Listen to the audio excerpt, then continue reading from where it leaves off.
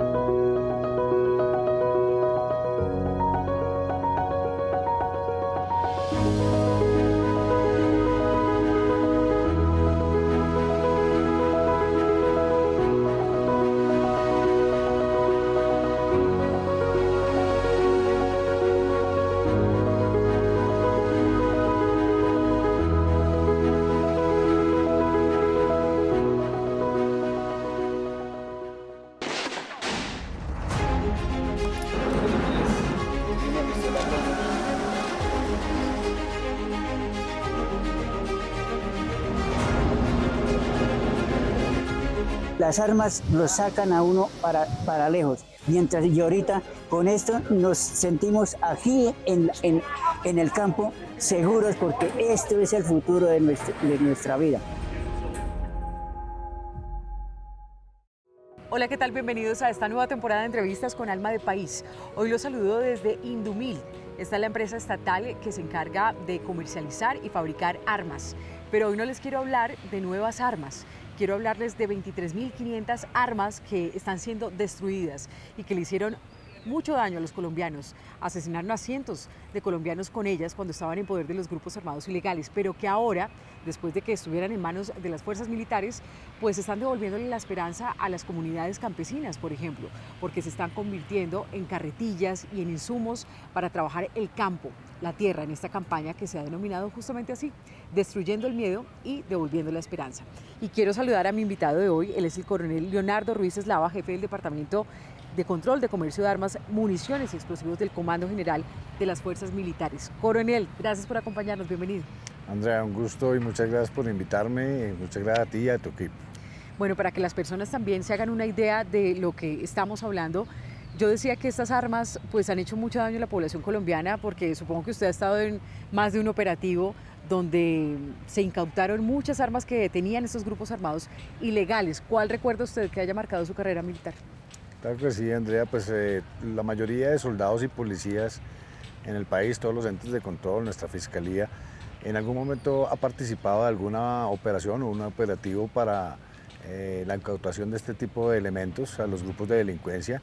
En el Putumayo tuvimos la oportunidad de hacer una incautación de unos fusiles a un grupo delincuencial que tenía su injerencia delictiva sobre ese sector.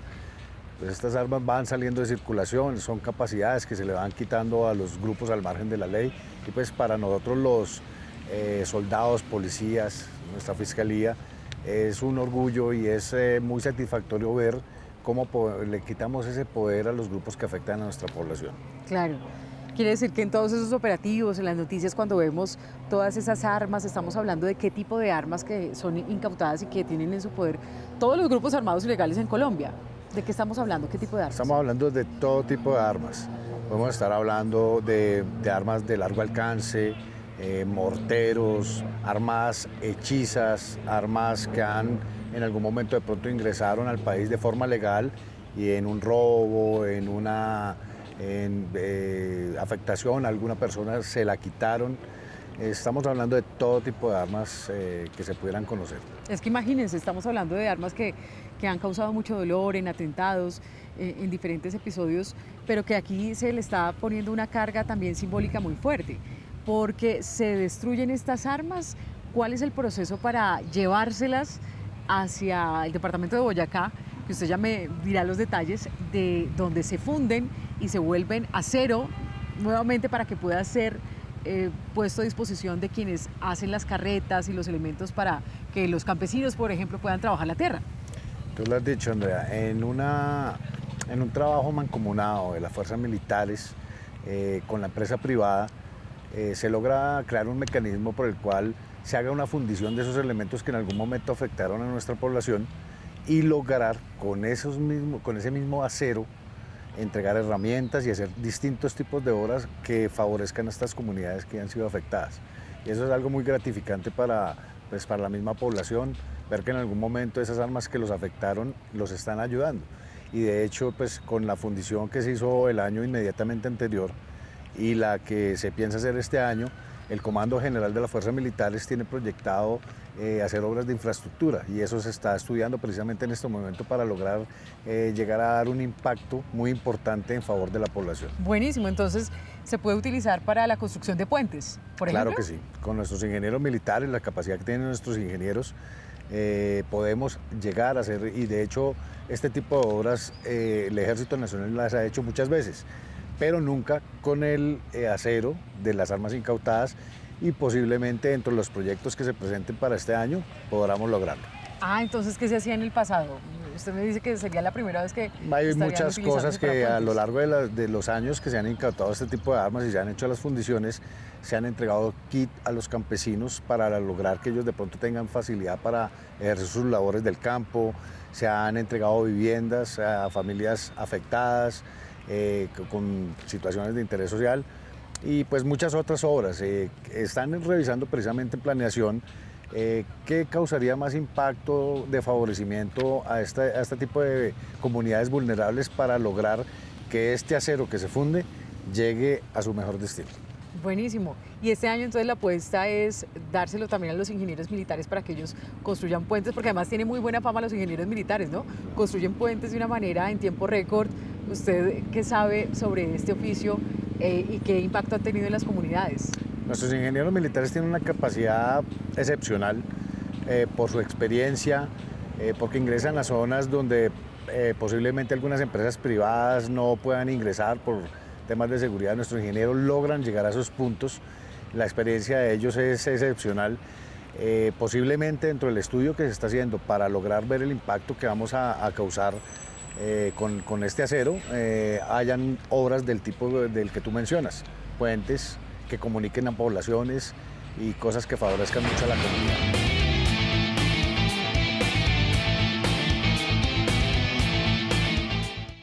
Bueno, volviendo entonces a la cantidad de armas que empiezan ustedes a llevarse al departamento de Boyacá para hacer la fundición y para que nos hagamos también una idea, yo le tengo algunas cifras de 2021 y 2022. Tengo entendido que en 2021 se hizo este mismo ejercicio con 15.000 armas, en 2022 con 9.500, pero en 2023 se dispara esta cifra. En 2023, 53.900 armas fueron incautadas y puestas a disposición a favor del Estado para su fundición. Y estamos hablando que 2024 también fue una cifra importante respecto a los otros años, ¿no? 23.514 armas. Cuando hacen operativos, se incautan esas armas. Se incautan. ¿Y a dónde van? Esas armas son incautadas por las unidades que explican sus operaciones, tanto militares como nuestra Policía Nacional, nuestra Fiscalía, pasan por un proceso jurídico y en ese proceso jurídico son puestas en decomiso a favor del Estado y toma el control a partir de ese momento el Departamento de Control, Comercio de Armas, Municiones y Explosivos. Posterior a eso se hace una revisión, una acopio de ellas durante el año y en otro proceso de planeamiento se llevan en coordinación y con apoyo de nuestra empresa privada aquí en Colombia, se hace el proceso de fundición para hacer esa transformación. ¿Y eso cuánto tiempo les lleva? Porque estamos hablando, por ejemplo, de estas 23.500 fueron como 43 toneladas. ¿Ese proceso se lleva en camiones? ¿Por cuánto tiempo? ¿Cómo es todo ese tránsito? Hacemos un despliegue logístico con apoyo de nuestros ingenieros militares, de nuestra arma logística. Nos apoyan muchas entidades. Normalmente, como sabemos que tenemos el proceso de fundición de la forma más fácil en Boyacá, movemos en tren todo este acero, todas estas armas, que en ese momento son armas todavía, con una verificación muy al punto, muy al detalle de la inspección del Ejército y de las fuerzas militares, para pues, que haya transparencia durante todo el proceso, el transporte y que lleguen a su destino final. Claro. Yo estaba por acá leyendo en todos los informes que tienen, además de estas carretillas, por ejemplo, para los campesinos, es utilizado en sillas de ruedas, pupitres escolares, malla electrosoldada, alambres, cerchas, bueno, diferentes insumos que van a ser muy valiosos para la comunidad. Claro que sí. Siempre se hace un análisis de cómo se puede impactar de manera positiva a la población más vulnerable y se toman las decisiones respecto a ese análisis. Bueno, usted ha estado en todo este recorrido, por supuesto, allá en el departamento de Boyacá con Acerías Paz del Río, ¿verdad? Sí, señora.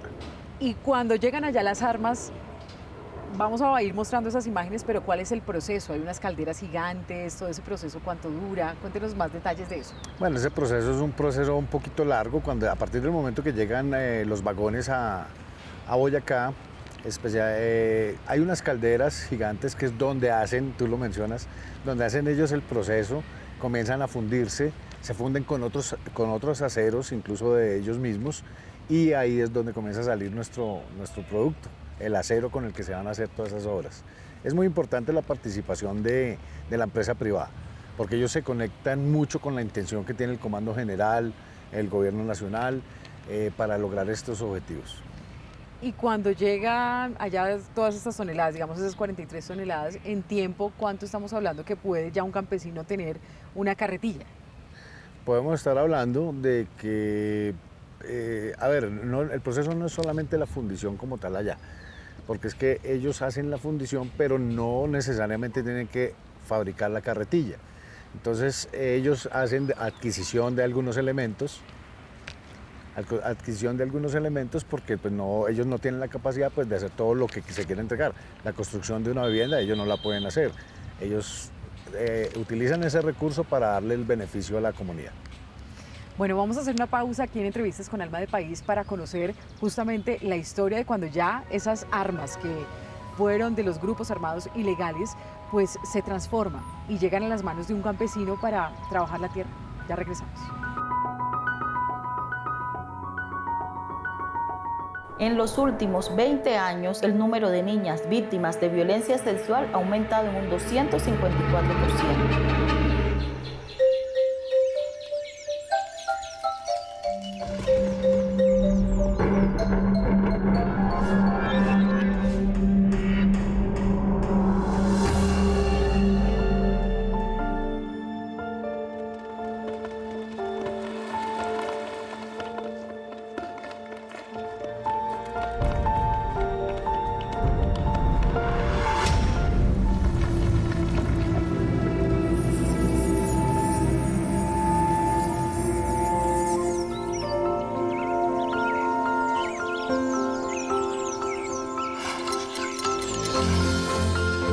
Dignidad, respeto, verdad y paz para las mujeres víctimas y que estos hechos no se repitan. Comisión de Regulación de Comunicaciones. Ojalá todas las armas que existieran fueran en representación de estos accesorios para el campo. Esto es lo esencial del campo, lo esencial de la vida, el futuro de nuestros hijos, el futuro de un pueblo, de una comunidad y de una nación. Gracias por continuar con nosotros aquí en Entrevistas con Alma de País. Y para hablar de la entrega de ese material fundido, después de que fueron armas incautadas a los grupos armados ilegales, pues se convirtieron en herramientas de trabajo, carretillas para los campesinos de Colombia. Y estoy con el teniente Alejandro Silva, oficial del Ejército, que estuvo en todo este recorrido para que nos dé los detalles. Bienvenido. Muchas gracias, Andrea, a usted, a todos los que nos están viendo. Y bueno, digamos que fue un recorrido bastante especial, bastante particular. Empecemos entonces. Ustedes salieron de aquí de Bogotá y llegaron hasta un municipio que se llama Paz del Río, en el departamento de Boyacá. Paz del Río, correcto. Nosotros con todo el equipo de trabajo pues queríamos mostrarle a la gente cómo era la entrega final. Entonces con el equipo de comunicaciones estratégicas arrancamos en horas de la madrugada, un viaje que por tierra son entre 4 a 5 horas dependiendo del tema del tráfico. Pues un municipio como Boyacá tiene sus lugares fríos. Llegamos y la gente nos recibió de una manera muy bonita. ¿Quiénes estaban en ese lugar? ¿Cuántas personas, familias? Calculo que habían unas 200 familias, la entrega era para 200 familias y sus acompañantes. El recinto era pequeño, pero estaba lleno. ¡Y un viva para los de Ruana! Al frente estaban las autoridades, nos acompañaron las autoridades locales, nacionales, incluso la gobernación participó en ese evento, las fuerzas militares, por supuesto, y pues todos los que hicieron parte de este compromiso, porque no solamente era la fundición, sino el realizar cada uno de esos productos, ¿sí? El acompañamiento a las familias, todo ese protocolo para que las familias recibieran finalmente ese producto que les iba a servir pues, para sus actividades de agricultura en especial. Bueno, entonces ustedes llegan a ese salón, estaban allí las familias campesinas y ustedes les llevaban exactamente ¿qué? ¿Qué tenía ese kit? Bueno, ese kit tenía las carretillas de color rojo muy bonitas. Tenían de hecho la placa del Comando General de las Fuerzas Militares. Asadones, machetes, puntillas, alambres de púa, todo eso construido con este material. Tuvimos la oportunidad de hablar con las personas y uno se da cuenta el campesino realmente que de pronto sufrió en su momento el conflicto, ¿sí? Agradeciendo que seguramente mucho. Tiene varias historias de sus familiares, me imagino zonas que de conflicto en Colombia. cada persona que pudo haber sido o que sufrió de pronto en su momento el conflicto y hoy ver esa unión, ver ese trabajo articulado entre las instituciones que le ganan a los soldados, a los marinos, a los aviadores, gracias. Eso es muy gratificante para uno. De hecho, ellos querían hablar. Yo les decía, oye, ¿podemos hablar en una entrevista, un mensaje para las fuerzas militares? Sí, yo quiero hablar sobre eso, agradecerles a ustedes. De parte mía y de parte de esta comunidad de aquí de Paz del Río y toda esta aquí del departamento de Boyacá y aquí, y no solamente de aquí, a toda esta Colombia querida, a las fuerzas militares, agradecimiento especial. De todo corazón, de todo esto, un abrazote para todas mis fuerzas militares, porque ese es el cuidado que nosotros merecemos. No todo esto es guerras y todo esto, no. Eso es lo que necesitamos y el campo es lo que se necesita. En entrevistas con Alma de País logramos contactar a don Emilías, quien nos mostró cómo trabaja la tierra para proveer alimentos a cientos de colombianos. Sus manos hoy sostienen herramientas de trabajo con materiales que ya no son para la guerra. Fueron armas que ahora cultivan vida.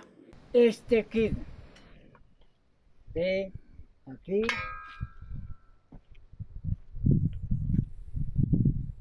así que ha sido muy esencial para el desarrollo del campo. Para mí me ha sido indispensable para el desarrollo de mi vida en el ambiente de cultivar, de amar la tierra, de fortalecer mi vida del campo. El campo es indispensable, el campo es esencial para nuestro futuro en todos los ámbitos ambiental, en todos los ámbitos. No soy ingeniero, no soy ambientalista, pero el campo es indispensable y yo como campesino necesito el campo y necesito de ustedes que me ayuden, señor presidente, de todo el gobierno nacional para desarrollar mis faenas que tengo aquí en el campo. Estamos en un paraíso con nuestros climas. Estamos, y en especial, por eso, a todo mundo, este programa sería pilar para ahorita en este problemita que tenemos con la alimentación que tenemos para todo el mundo. Y aquí se cultiva para otros lados. Y la colaboración de usted, señor presidente, y todas las entidades del gobierno es indispensable. ¿Por qué? Porque de aquí vamos a alimentar a Boyacá, a Colombia y a todo el mundo. Pues Teniente Alejandro Silva, oficial del Ejército, quien acompañó a la entrega de esos kits para el campo, para trabajar el campo a los campesinos de Colombia. Muchas gracias por habernos acompañado. A ustedes muchas gracias y gracias a quienes siguen y creen firmemente en sus fuerzas militares. Hacemos una pequeña pausa y regresamos aquí en Entrevistas con Alma de País. El Gobierno del Cambio está comprometido con llevar salud hasta el último rincón del país. Los equipos básicos en salud son la manifestación de ese compromiso, pues trabajan día a día para atender a las poblaciones más vulnerables y más excluidas del país. Ahora ya uno llega y la población ya lo quiere recibir a uno porque están mirando los cambios que se están haciendo, los resultados. Colombia tiene quien la cuide.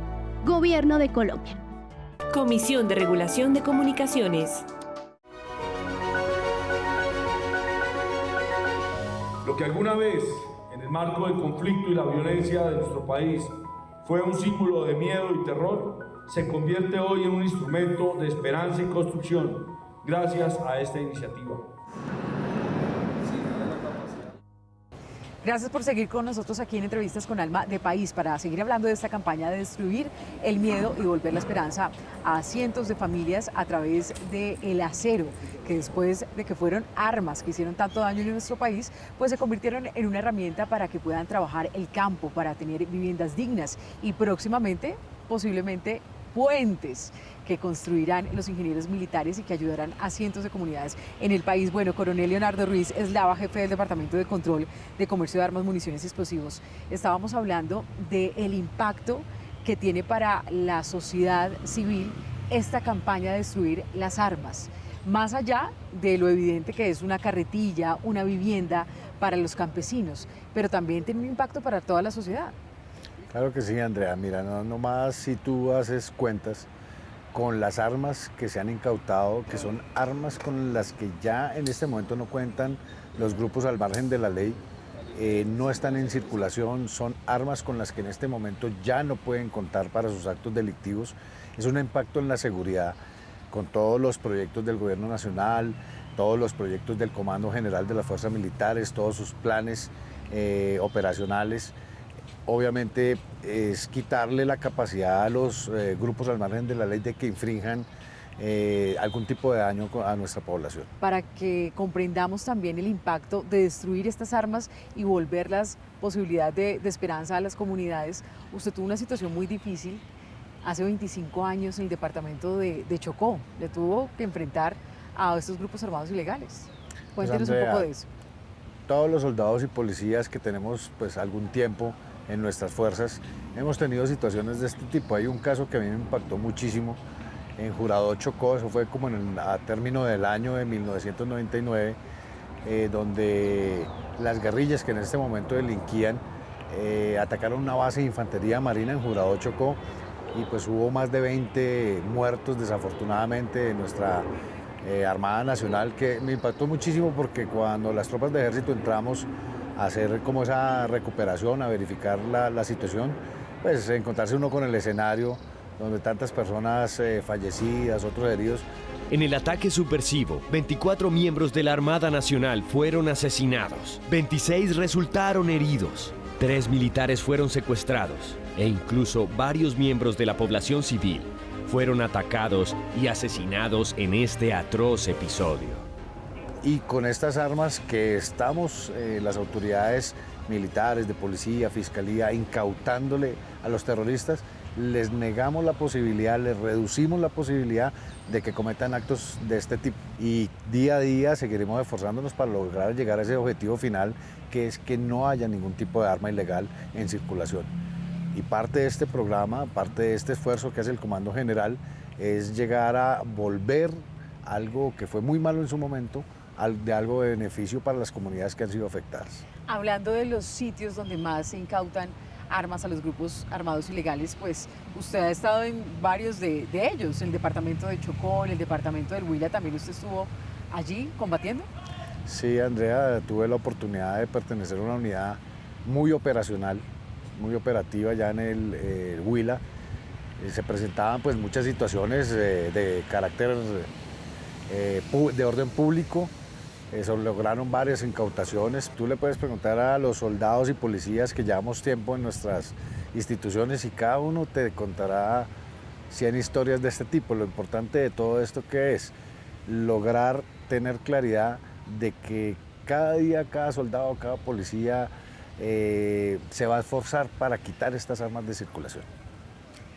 ¿Qué grupos armados ilegales? Pues ves que todo va variando, ¿no? En el conflicto armado y en la historia también de violencia que ha habido en nuestro país, pero no sé si usted tiene noción de esos grupos armados ilegales que más tienen armas, porque aquí también estaba leyendo la lista y usted nos lo comentaba también, que han incautado armas cortas, pistolas, revólveres, armas largas como fusiles, ametralladoras, carabinas, escopetas, granadas, lanzacohetes, armas de fabricación hechiza. Háblenos de esos detalles y de los grupos armados ilegales a quienes más les han incautado y en qué regiones.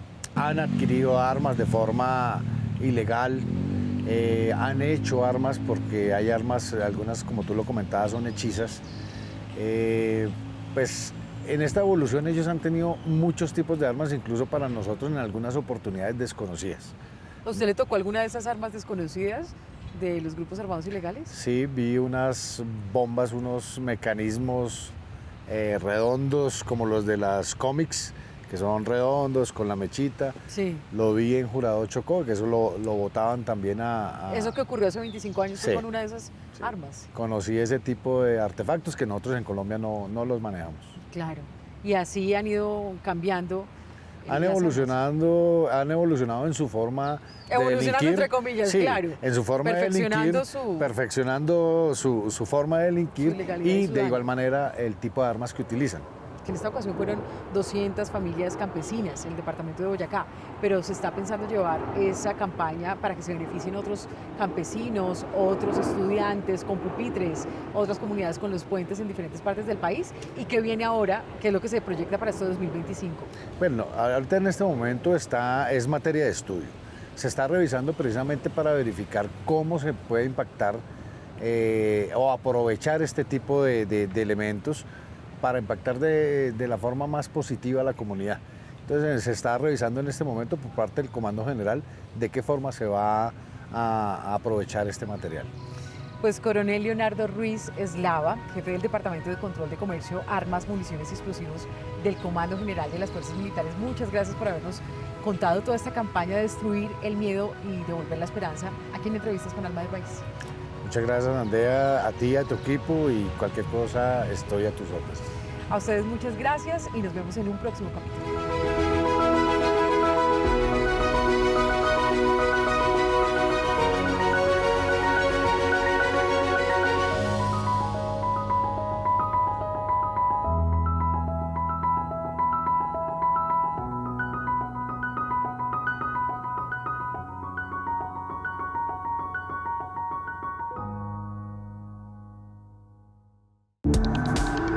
Este contenido fue financiado con recursos del Fondo Único de TIC.